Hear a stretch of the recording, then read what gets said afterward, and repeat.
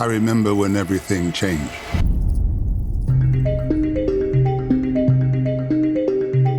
Building a studio from the ground up in a new location takes time.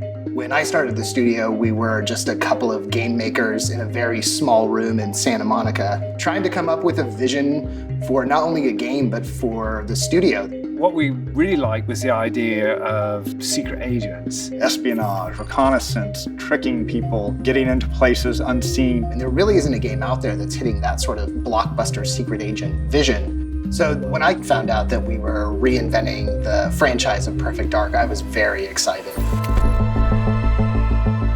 Perfect Dark, when it came out, was revolutionary. It did a lot of things that other games weren't doing. The gadgets stand out still. Some of the wild guns stand out still. You are a female secret agent in a world of corporate crime. That was super exciting to me back in the day. You didn't get very many games where you even saw a female lead character, much less saw one being as awesome as Joanna is.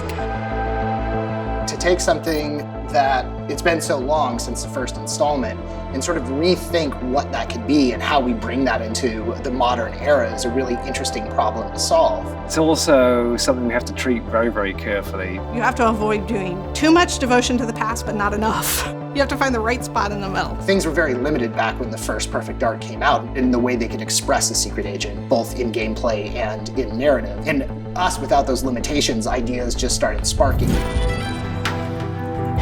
I'm passionate about making sure that we deliver stories and premises that stand alongside our peers in TV and movies. We wanted to create a world that people would be excited to come back to, something that was unique and had its own flavor.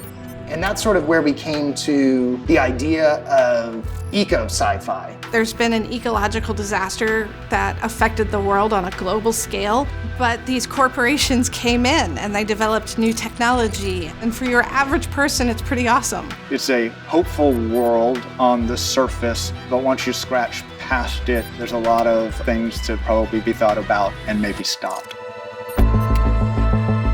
We are leaning very heavily on what is a secret agent. And there's a lot of gameplay diversity that comes into that, and we aren't shying away from that. One of the things we thought about was how to differentiate what we call spy fighting versus what you would see in a traditional first-person shooter. Sliding under things, jumping over things. We really wanted to play up the physicality and being in the world, getting some of that camera movement that we see watching body cameras, GoPros, and trying to get that excitement of moving in places and in ways that you and I don't. We've been sharpening our vision of what our game is and figuring out what is going to make it unique, what's really going to make it stand out, and what's really going to make it fun. We have high expectations for ourselves. We know that fans around the world are excited. I feel like now we actually have the horsepower to go and make this vision that we have for this game come true, and I can't wait to get it in front of players.